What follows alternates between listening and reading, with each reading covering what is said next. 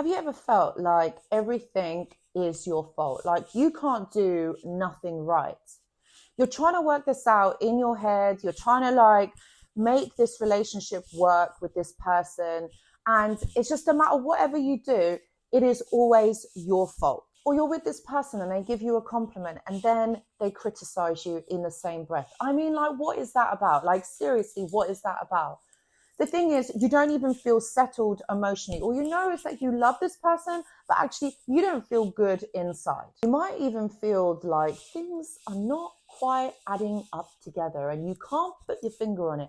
And then you think, like, what on earth is going on here? You ask this person, but actually they do not tell you the truth, and you know that they are not telling you the truth. In this video, this is exactly what I'm going to be talking about. Those 5 ways that you can tell that you are dealing with someone who is toxic. Watch this video. Hello, my friends, and welcome back. I hope that you're all doing really well. In a much requested video, I don't know what it is. Like recently, I've been reading the comments over in the YouTube videos, and I'm like, oh my gosh, everyone wants to know, like, quickly, like, how do you know if this person is narcissistic, that this person is toxic? Well, I got you, my friends. This is exactly what I'm going to be talking about in this video, is the 5 ways that you can tell that someone is toxic. Look, the thing is, one thing I will say to you, all right, is at first, you might not notice or you might not know necessarily if this person is a toxic individual. It's only after spending a certain amount of time with this person and really being aware of how this person makes you feel, will you be able to judge whether this person is toxic, narcissistic, or something else along them lines. You know, so really this is all about using your discernment and your intuition. I know it's not always easy because you might even doubt yourself. I know a lot of us do that. Oh yes, we might doubt ourselves that actually, do we know that this is really what it is? So look, it's not just one thing. There's a whole number of things that come into play here.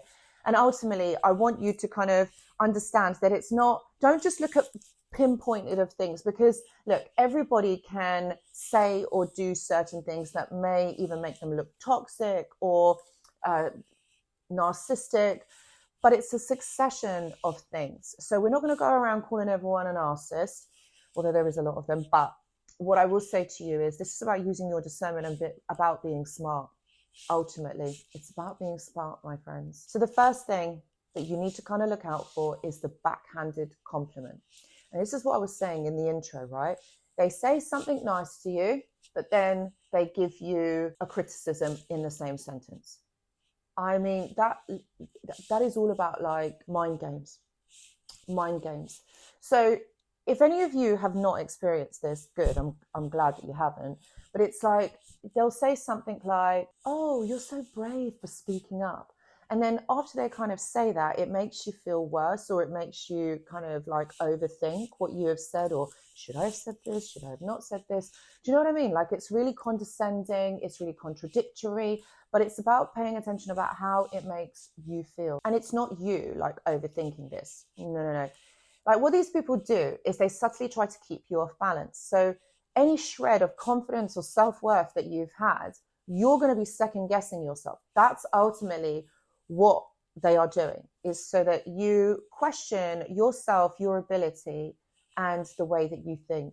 Now, if someone is making you feel like that, that again is a sign. Oh my God, like this one is like a major sign, the silent treatment.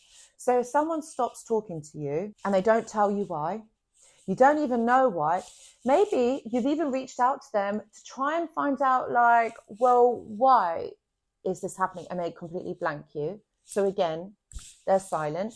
You don't know why. This is what you've got to look at, okay, is why is someone removing communication and not actually telling you why? So you don't know whether they're upset, or maybe they're just taking some time out. They've taken a step back. Like, what is going on? They don't tell you. So this is the issue.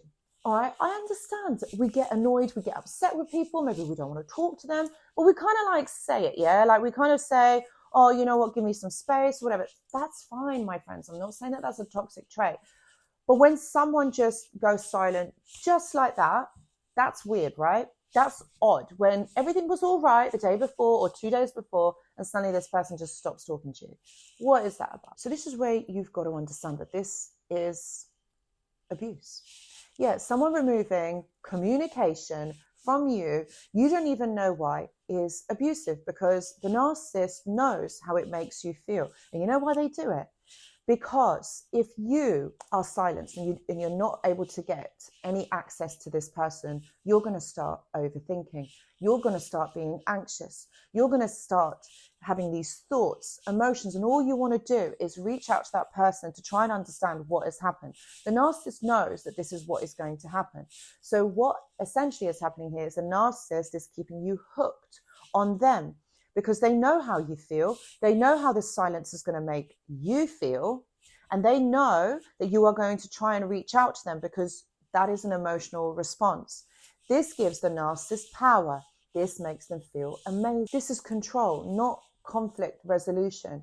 You're trying to message them, you're trying to ring them so they don't respond to your text or they leave them unread. They don't answer your phone and never call you back. They don't give you anything, so you don't know what on earth is going on. And by keeping you in the dark, this is how they are controlling you. The other one is when they play the victim. And they will play the victim to get your sympathy, to make you feel sorry for them. So like, for example, you call them out on a behavior, you kind of say like, oh, you know, you've done this, or have you ever thought about this? Like, I've caught you in a lie, for example. And then they flip the script and then they become the victim. This is for you to then see them as someone who was hard done by, perhaps maybe they need your forgiveness.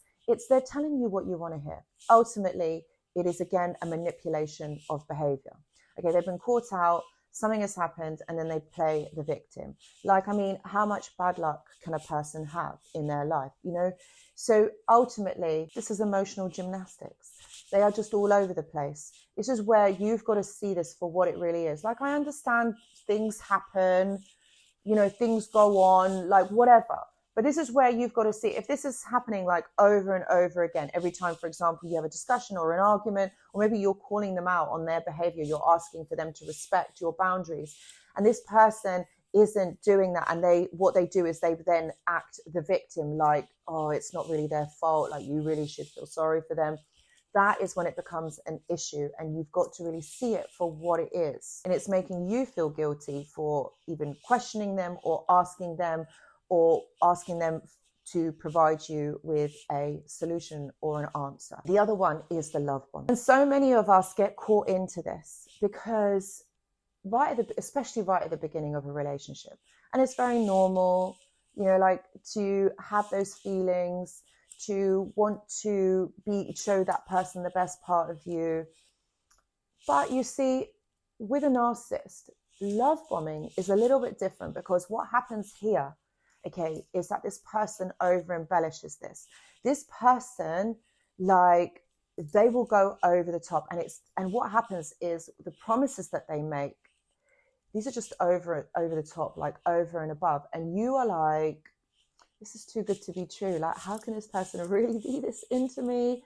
Like, things are done so intensely and quickly to establish a connection, to establish a relationship, for example, or a friendship, or so that you are able to gain, or so that they are able to gain your trust. That is ultimately why they do it, so that then they can flip this and then become their real selves. So the love bombing, ultimately, they tell you what you want to hear. They make you believe that they are a certain person so that you will then begin to trust them, and you let your guard down. And then once they've got you hooked, they'll pull away and they'll make you think that you have done something wrong. This is so toxic. The crazy maker. Okay, so this is the other one. This is where they will use gaslighting. Okay, so they will change your perception of reality. And let me say that again. And this is why it is so bad what they do. Change your perception of reality. So this is where they will tell you lies. They will make you believe a certain thing that has happened that actually hasn't happened. They want you to believe the lie. They'll change the reality of the situation. They'll deny things that they have said. So what happens is it makes you second guess yourself. You then might even start Googling their behavior. And when you have done that, that is a big indicator that something is not quite right. And you think, am I going crazy? Like, am I the one that's too sensitive? Should I even ask that question? What's going on here? When you start doing that again, this is where the narcissist is just completely gaslighting you. This is a huge, huge manipulation tactic. Ultimately, it's where they blame you for everything that has gone wrong, so that they try to pull you off the scent. They don't want you to know these things. They don't want you to know the truth. It's because they have been doing something that they're not supposed to have been doing, and they're trying to make out that you're the issue. Why are you even asking? You're not crazy. You should be asking. If any of these behaviors sound familiar, you're not alone. This is exactly what they do. And I know it's not just one isolated incident. This happens over a succession of time. So if you find yourself in this type of dynamic, please know that I do offer one-to-one consultations. And if you're interested, please see the description box below. I also go live on this channel every single Tuesday at 9 p.m. UK time. So if you are interested in joining, I'd love to have you there. Come on over. It's absolutely free to join, and you'll join a wonderful community. Guys, thank you so much for watching. Please do press the like button and subscribe if you haven't already. Thank you for watching, and I hope to see you in the next video. Goodbye.